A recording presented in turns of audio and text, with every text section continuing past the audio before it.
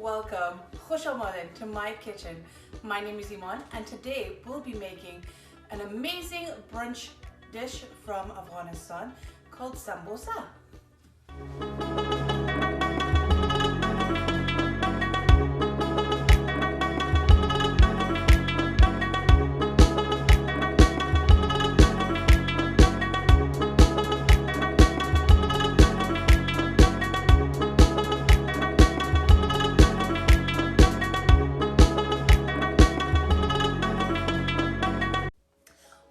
Sambosa, you may ask? Well, sambosa is a triangle-shaped pastry. As Afghanistan is on the Silk Road, it enjoys so many foods that have crossed between countries and cultures, including sambosa. Sambosa is a little bit different than the traditional samosa you may have experienced before though. It has a flaky croissant-like pastry shell and is stuffed with ground beef. Then it's baked and topped with crushed pistachio and powdered sugar. You can serve it without the powdered sugar, it's a personal preference. That's just a wonderful way that we enjoy it for a breakfast menu. Let's begin by cutting our onions first.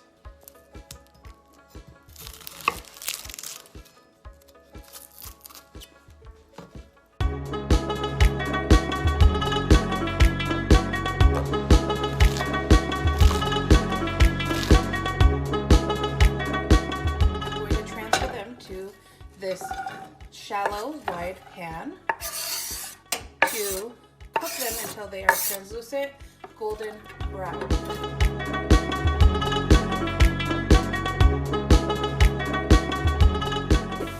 I now have 1 pound of ground beef that I have thawed. I'll add this to our pot here.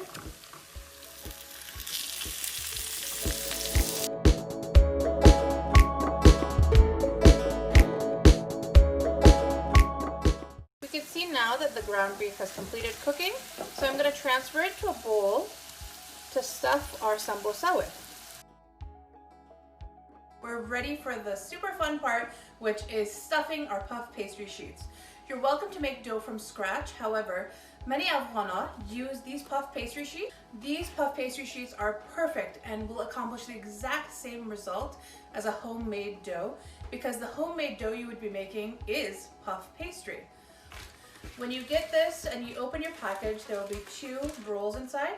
First, use one and set the other aside. So you'll want to have de-thawed it for about a half hour. This dough should still feel cold to the touch. We're gonna cut this into 9 approximately even squares and begin stuffing the sambosa. You see how these have 2 lines that it was folded into? I'm just gonna cut down those and then cut the opposite way into equal thirds so that these are approximately the same size. Now we have 9 squares cut like this. And I'm only gonna stuff these with 1 teaspoon of the ground beef. A little bit goes a long way when it comes to sambosa. If you overstuff these, the meat will ooze out of your exterior shell during the baking process. This is how we fold each pastry. You see that it's a square? We're gonna turn it into a triangle by moving 2 opposite corners to touch and then gently press and then begin pressing down the edges all the way and do the same with the opposite side until we meet the center peak of the triangle. Then you have a triangle like this, which will set down and create a nice decorative edge after we've done this for a while. Let me continue folding the rest of these.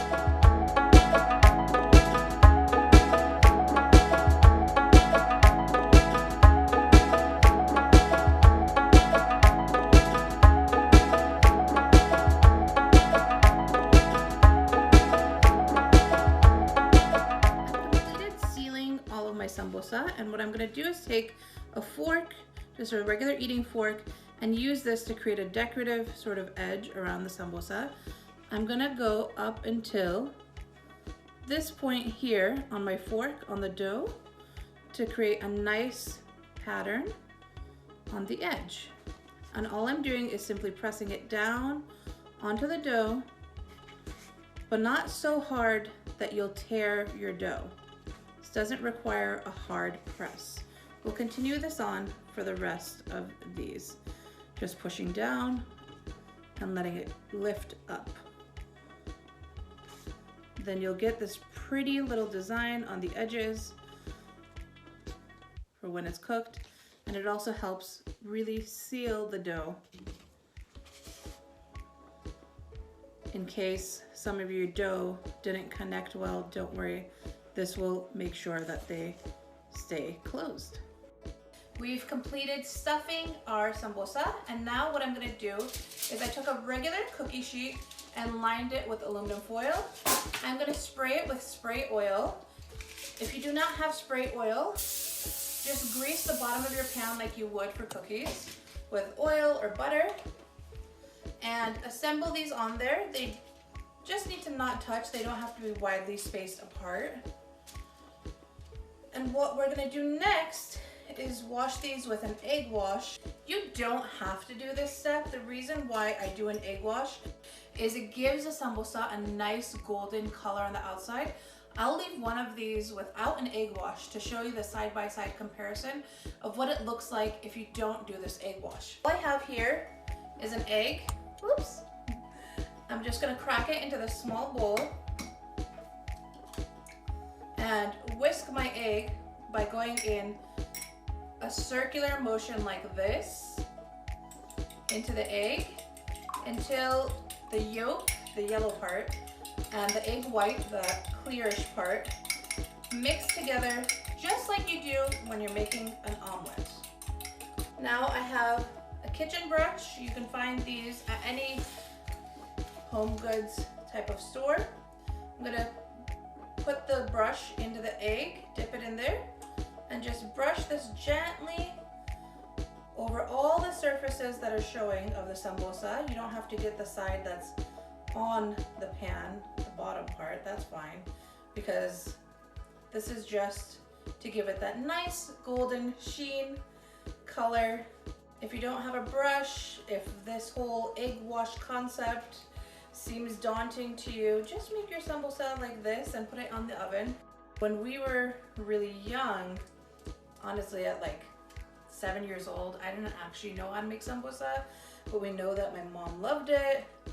So we'd recruit my dad and it would be like this whole mess in the kitchen.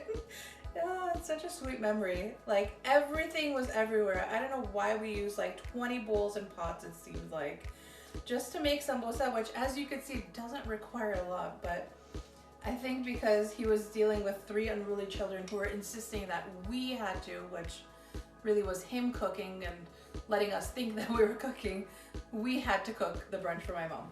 All right, so I have brushed these with egg wash, the beaten egg over top. I left one undone so that you can see the difference. I'm gonna put these in the oven for 15 minutes at 400 degrees and come back to show you when they're finished. So our sambosa have finished baking. What I'm showing you here is the sambosa that did not get the egg wash versus the nice golden color of the sambosa that did get the egg wash right here. What you do for the final step is take some powdered sugar in a bowl. About 2 tablespoons is sufficient. Put it through a sieve to get the clumps out and get this nice little, what looks like snow, but tastes like, oh, so good. On top, that's good. And then some crushed pistachios. I'm just gonna sprinkle over top. I, of course, have to try one to let you know how it is. Oh my God. It's so, wow, wow, wow, wow, wow. But what's going on in here, you have to try this at home.